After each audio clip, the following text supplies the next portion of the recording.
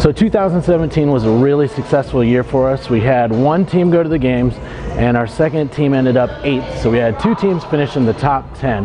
But it wasn't always bananas and rainbows. I think at the beginning of the season, a lot of people were having trouble working together. I mean, you're taking all these individuals and trying to put them into a team dynamic. And the other part is that we had so many people that were brand new that had never gone to the games, had never gone to regionals.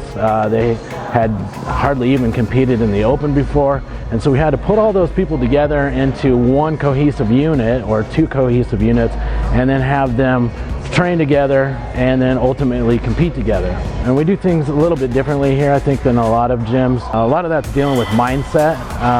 You know, if you're coming from a place of not being able to look at things in the right perception, then you're definitely not going to be successful. And so in the beginning, we deal a lot with mindset, how to deal with certain things as they're happening.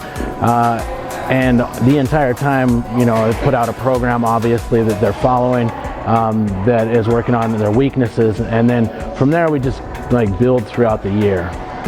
Going into the 2017 season was really interesting. We were all really great individual athletes, and ideally that should make a really great team, but we had to work through a lot of ways that people wanted to do certain things and really like dial in how to work together as a team. At the beginning, I think we all kind of struggled with trusting what one another was capable of and what somebody's strengths were versus what somebody's weaknesses were, but the more that we worked out together, the more we learned to kind of trust one another. I think that's like one of the biggest things that made a huge difference last year. Was toward the end, we really, I felt like I could trust my teammates with the task at hand, and I knew that they were going to have my back and I was going to have theirs. Regionals prep last year was, I think, a shock is the best way to put it. We go from 5 weeks of the open where you're primed up for one workout, maybe do it twice per week, and that's close to all you're doing for 5 weeks. And then we get a week off, and then we just hit the ground running. And I remember being the first week like, holy crap, this is gonna be rough. And I just remember kind of falling in love with that process, and our talks about mindset and being a winner versus a loser, or a exerciser versus a athlete. So Justin really prepared us in terms of trusting one another. The workouts that he had us do, they were challenging, and they were not only physically challenging, but they were mentally challenging. And I felt like every time we were challenged and were forced to kind of break down, via the programming, it really brought us together and made us a much better team in the end, because we were able to trust one another. That, you know, even when something was going to suck so bad, we knew we could get through it because we had done something that sucked worse at practice at the gym.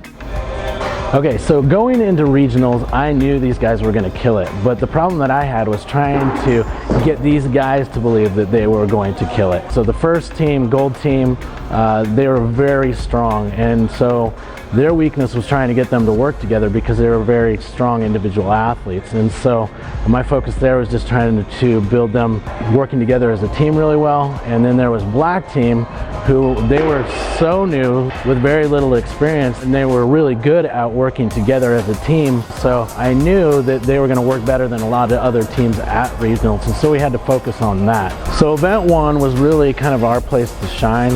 I wanted to go in there, I wanted them to do well, so they could build confidence, but we really didn't know where everybody was going to place. I just knew they were going to do well. So event 1 was awesome. That's when we really knew that we belonged.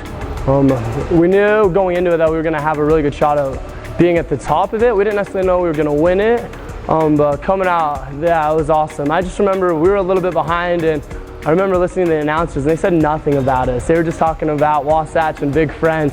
And then you can't discount Em. Em's probably the best handstand push-upper in the world, and she came off that wall, and I remember her snatches as well. She's so strong. She just started ripping and gripping those off the ground, and I was like, Jordan, you better not let her catch it, because Jordan's a little bit better runner than she was.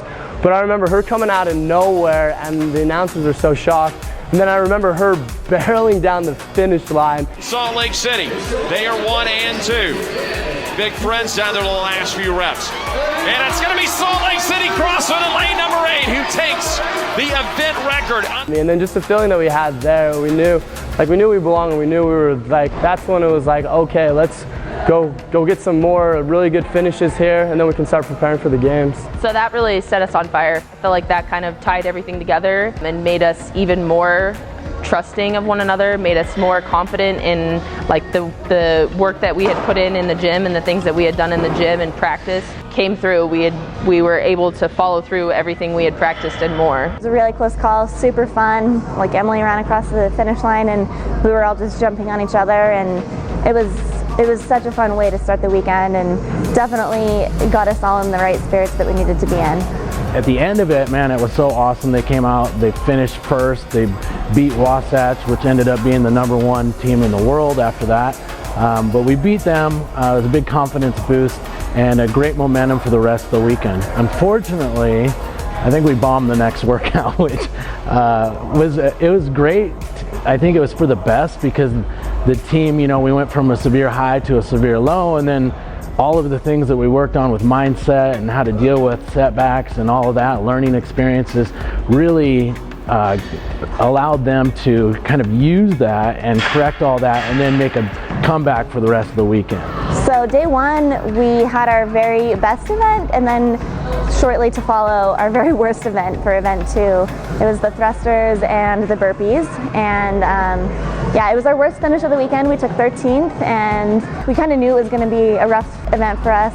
I think that one thing we established heading into it was A, that it was going to hurt really bad, and B, that whatever happened, we needed to be able to walk off the floor and leave that event there and be able to start fresh on day 2 heading into event 3. So that's exactly what we did. I mean, it was tough coming back from an event win to not doing so great in an event, but I think we all handled it really well and just picked up right where we started on day 2. So going into the events, like I mentioned before, Team Black, they were really inexperienced, they were brand new, but man, they worked so well together. So we knew they were going to do really well in the worm events.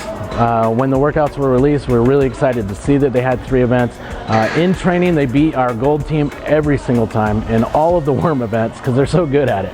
So I was really excited to see these. Going into the events, we just knew that we had to hang on. They were going to fall behind some of the more experienced teams on the gymnastics and some of the strength stuff, but on the worm, they really picked up some ground there. It's the last day, the last event. It's 50 clean and jerks for time with the worm. We've got 2 teams sitting in the top 10 right now. There's a lot on the line, because if gold does well, they move on to the games. If gold bombs, they are out and their season's over. Black, they never expected to get this far. So right now at this point for them, they're just trying to prove how good they are, and they're starting to see it. And so this is a really awesome moment for me to see both of those guys get in there and start this event. That was my very top CrossFit moment. That last event, we talked about the event before going into it. When we're all corralled, I said, guys, we're not going to be the first done with the first part of the workout, but we're going to catch up to everybody and we're going to get them. And we did. That's exactly how it happened. Slow and steady. We didn't make mistakes, and I'm getting goosebumps even thinking about it. It was one of my favorite days ever. It was awesome. That was like, everybody better go out there and you better just die on that floor. You better die trying, because this is it. If we don't get this, if this doesn't happen, everything we've worked so hard for is over. So we're all gonna go out there and we are gonna literally die on the floor trying. I remember when we first started, Wasatch came out and did 10 in probably like 30 seconds, and I was like, oh no, is this really how this is gonna go? But then we ended up catching about 20. We caught all the way to 40, and we were in first, and I'm like, yes, we're gonna win this. Down here in lane number 9, Salt Lake City CrossFit Black in the white tops, and in lane number 4 is Salt Lake City CrossFit. So the 2 teams in the same box battling out maybe for a heat win and walking up. We just kept going. It was the 50 clean and jerks for time, and up and down and up and down. And I will never forget the feeling dropping that bag and running through the finish line knowing, oh my gosh, we actually did this. In 3rd place right now, you got the Wasatch Brutes making moving in lane number 9. Salt Lake City CrossFit Black comes in just over 4.5 minutes unofficially. And the best thing about going team is you get to celebrate together. You work hard together, you sweat together, you build each other up when you don't have it every day. And at the end we got to celebrate together, and not only that, but our other team came in right behind us and we got to come off our platform and go celebrate with them too. It really was awesome. It was a great moment. That was like a dream come true. That was like everything you had ever worked hard for in the gym, outside of the gym, because Lord knows this isn't just all about everything you do inside of the gym. It's everything outside of the gym and sacrifices and, you know, time with family and friends and nutrition and all those things. It was like, man, all that stuff was worth it. It made it worth it. It made it, yeah, it's like, hell yeah, we did this. So these guys finished the event. Team Black takes first in the heat and our gold team takes second. They're moving on to the game. In second, with 503 points, Salt Lake City CrossFit.